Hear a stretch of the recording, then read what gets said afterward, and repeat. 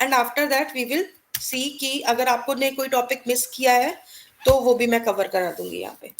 तो हम इनहेरिटेंस के बारे में अगर बात करते हैं तो इनहेरिटेंस से आपको क्या मीनिंग क्लियर होता है? What do you understand by inheritance? Yes? Ma'am, जिसमें पेरेंट क्लास की प्रॉपर्टीज एंड मेथड को चाइल्ड क्लास इनहेरिट कर सकता है, यूज कर सकता है। Okay, good. And anyone else want to add something? Anyone? Varsha? Ma'am, yes ma'am, अगर हम सेम प्रॉपर्टीज को किसी दूसरे क्लास के अंदर यूज कराएं तो we can use the phenomena of inheritance. तो Okay, इससे good. हम किसी पर्टिकुलर प्रोग्राम के पर्टिकुलर मेथड को बार बार डिफाइन करके उसको रीयूज करते हैं और कोड कॉम्प्लेक्सिटी रिमूव कर सकते हैं। Okay, good. And what about other students? Varsha, Sapna, do you want to add something? Ma'am, one class is allowed to inherit like method feature method fields to another class. Okay, good, good. So we can say that कि inheritance का मतलब क्या है? When one class inherits the properties, अब properties में देखो variables भी आ जाएंगे और methods भी आ जाएंगे. So when one class inherit the properties of a parent class, then it is known as inheritance.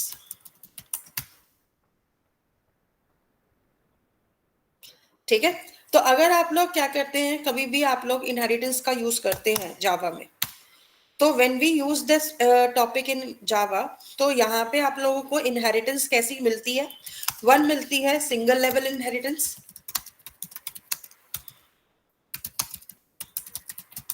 जहां पर क्या रहेगा?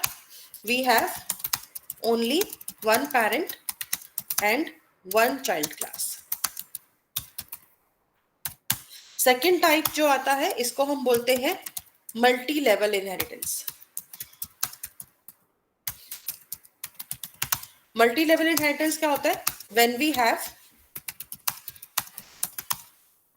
अ chain of child classes, like we have one main root class, then we have its child class, and then we have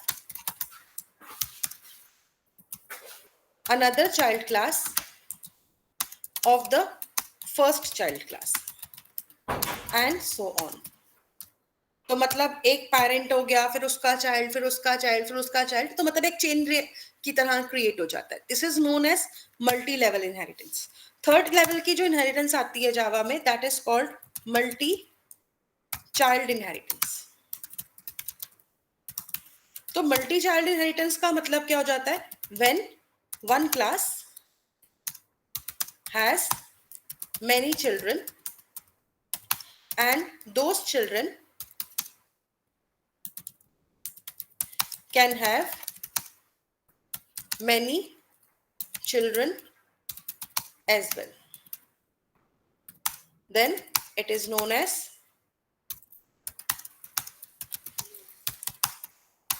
multi-child inheritance.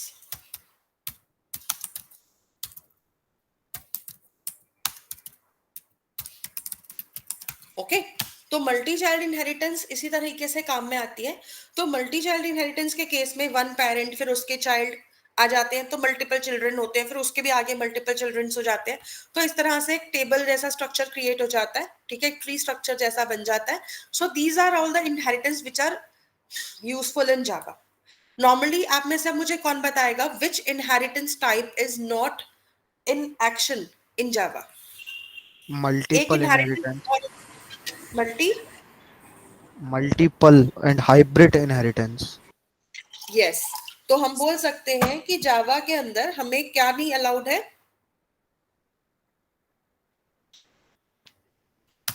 Java does not allow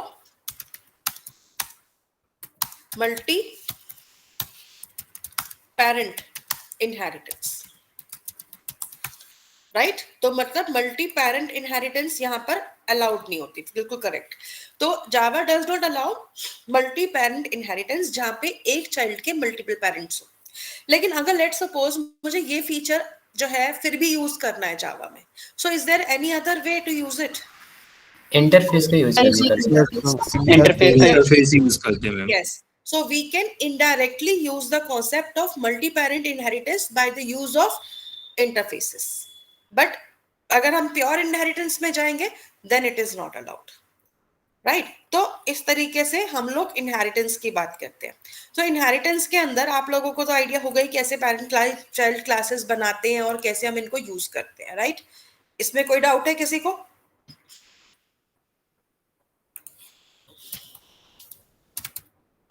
ठीक है, तो हम एक new project ले लेते हैं यहाँ पे और इसका नाम हम रख देते हैं इनहेरिटेंस,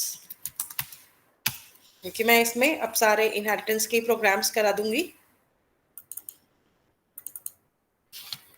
और इसी में हम एक क्लास ले लेते हैं new with a new package also. तो यहाँ पे मान लो मैंने एक क्लास बना दी एडिशन। अब एडिशन क्लास को हमने यहाँ पर कैसे बनाया कि मैंने यहाँ पर एक मेथड बनाया जिसमें हम दो वेरिएबल्स रिसीव करेंगे और उसके बाद उनका एडिशन शो कर देंगे, ठीक है। तो इस तरीके से हमारे पास क्या आ जाएगा, इनका एडिशन आ जाएगा। अब now what I really want is कि मैं एक और क्लास बनाऊं, ठीक है। तो हम यहाँ पे क्या करेंगे, इसमें भी एक और क्लास बनाएंगे। लेट्स सपोज एडिशन चाइल्ड कर देते हैं इसको, फाइन। तो एडिशन चाइल्ड क्यों कर रहे हैं? अगर मान लो मैं सिंगल पेरेंट इनहेरिटेंस दिखा रही हूँ तो एक्सटेंड्स करा लेते हैं इसको किसके थ्रू, एडिशन के थ्रू। तो अगर मैं इस क्लास को इनहेरिट कराती हूँ तो यहाँ पे मान लो मैंने कल को क्या किया, एक और ऐड मेथड बनाया, मैंने सम बना दिया। लेकिन ये सम मेथड क्या करता है, यहाँ पर 1 की जगह पे 3 वैल्यूज को रिसीव कर रहा है। तो अगर मान लो आप यहाँ पर क्या चाहते हो कि इनका एडिशन शो हो जाए,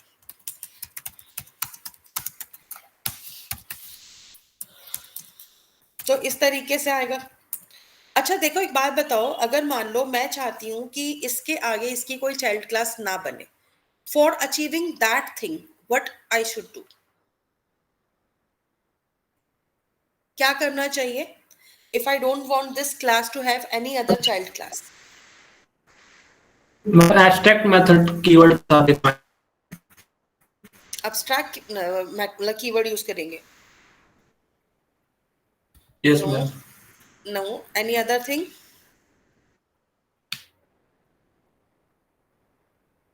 भाई ऐसे तो चाइल्ड क्लास बनती चली जाएगी ना, एक की दूसरी, दूसरे की तीसरी, तीसरे की चौथी, but I want to stop it here, that I want it to be a single level inheritance, then how is it possible to do?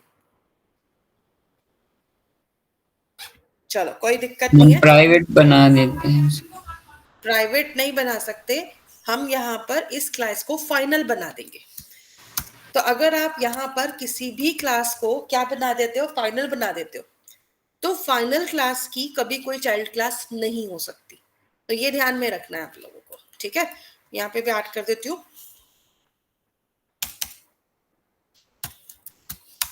If we declare, तो यहाँ पे मैं फाइनल कीवर्ड का थोड़ा सा यूज बता रही हूँ आपको, विथ क्लास।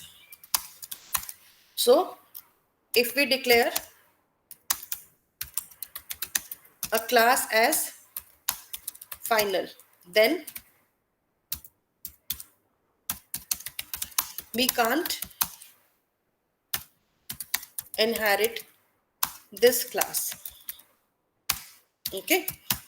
तो अगर मान लो मतलब we can't क्या लिख लो, या फिर ये कह दो कि then no other class can inherit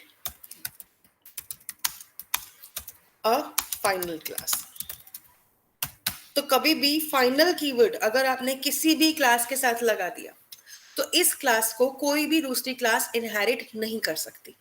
सी, अगर मान लो हम एक क्लास और क्रिएट करने की कोशिश करते हैं यहाँ पे वाले तो मान लो मैंने A1 नाम की क्लास बना दी। अब इस क्लास को अगर मैंने क्या डिफाइन किया कि भाई मुझे इसको चाइल्ड क्लास बनाना है, एडिशन डेमो जो सॉरी एडिशन चाइल्ड वाली क्लास हमने बनाई थी, तो अगर मैंने यहाँ पे लिखना ना एडिशन, तो देखो यहाँ पे नाम ही नहीं आएगा पहली बात तो, और मैंने फिर भी अगर नाम लिख दिया तो ये क्या कहेगा, एक्सेप्शन देखो एरर क्या आ रही है, addition child can not be resolved to a type. ठीक है, क्यों? क्योंकि ये कभी भी एक चाइल्ड क्लास को सॉरी एक फाइनल क्लास को क्या नहीं बनने देता, चाइल्ड। अब देखो अब इसका प्रॉपर एक्सेप्शन आ रहा है, क्या लिखा है, the type A1 can not sub class the final class addition child. वो कह रहा है कि एडिशन चाइल्ड एक फाइनल क्लास है तो ये उसकी सब क्लास नहीं बन सकती है। सो ये जो जो यहाँ पर एरर आया ना, इसको याद रखना है आप लोगों को, क्योंकि कभी आपसे कोई पूछे कि can we make a class like in such way that it cannot be inherited by any other class, so you can say yes, it is possible by using the final keyword with the class name.